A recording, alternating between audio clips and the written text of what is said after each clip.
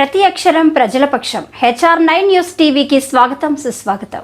శ్రీ సత్యసాయి జిల్లా హిందూపురం పట్టణంలో దివంగత మాజీ ఎమ్మెల్యే కదిరప్ప వర్ధంతి సందర్భంగా ఆయన చిత్రపటానికి పూలమాలలు వేసి నివాళులర్పించిన దళిత ప్రజా సంఘాల నాయకులు, వివిధ పార్టీ నాయకులు మరియు ఆయన కుటుంబ సభ్యులు.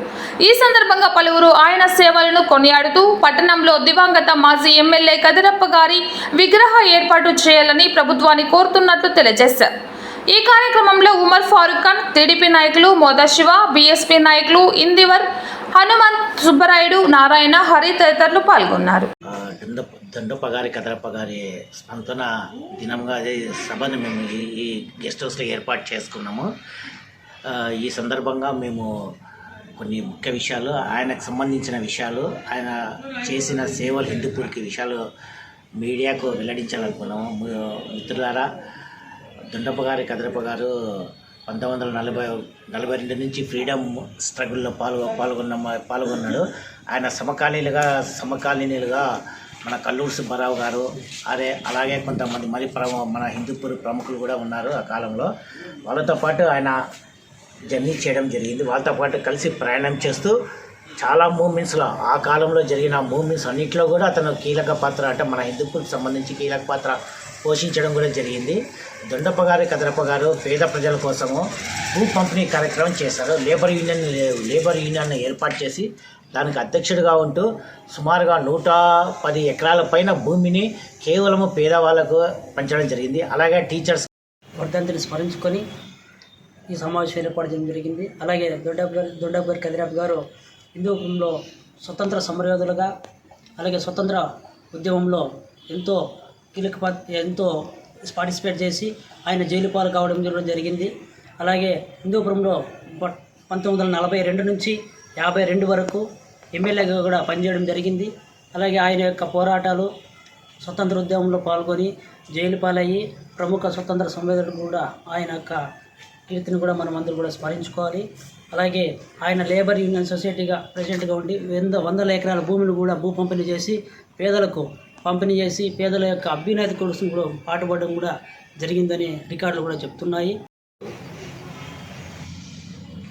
హిందూపూర్ ప్రప్రథమ ఎమ్మెల్యే దొండప్ప గారి కదిరప్ప గారి యొక్క వర్ధంతి సందర్భంగా ఆయన చేసినటువంటి సేవలు, ఆయన రాజకీయంగాను మరియు వ్యాపారవేత్తగాను, వ్యవసాయదారుడుగాను, సామాజిక సేవా తత్పరుడుగా అనేకమైనటువంటి సేవలు అందించి ఈ పరిసర ప్రాంతాల్లో దాదాపు మడకశిర, పెనుగొండ, హిందూపురం, గోరంట్ల ఈ పరిసర ప్రాంతాల్లో ఆయన సేవలను చాలా వరకు వినియోగించుకొని ఇప్పుడు స్థిరపడినటువంటి ఎంతోమంది దళితులు ఉన్నారు ఈ ప్రాంతంలో కూడా.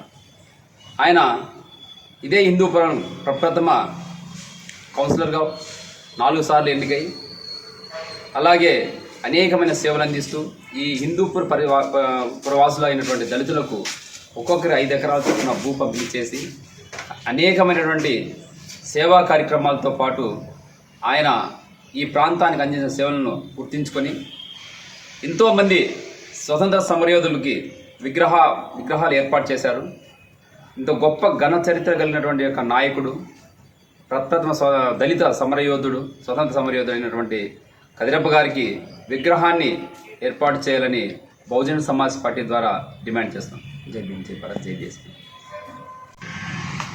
అందరికీ జై భీమ్.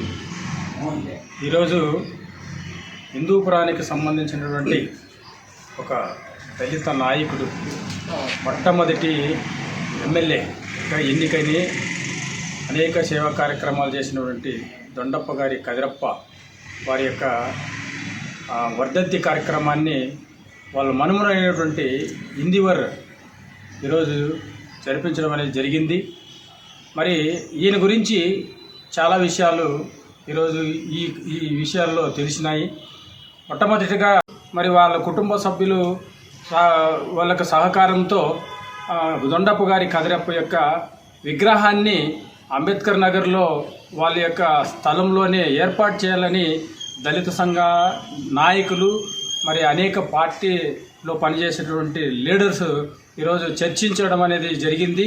మరి వీళ్ళ యొక్క చరిత్రని మానేశ్రీ కాంశీరామ్ గారు కూడా ఒక పుస్తకంలో ప్రస్తావించారనేది మేము కూడా చదివి ఉన్నాము. మరి ఇటువంటి గొప్ప వ్యక్తి యొక్క చరిత్రని బయటికి తీయాల్సినటువంటి అవసరం ఉంది.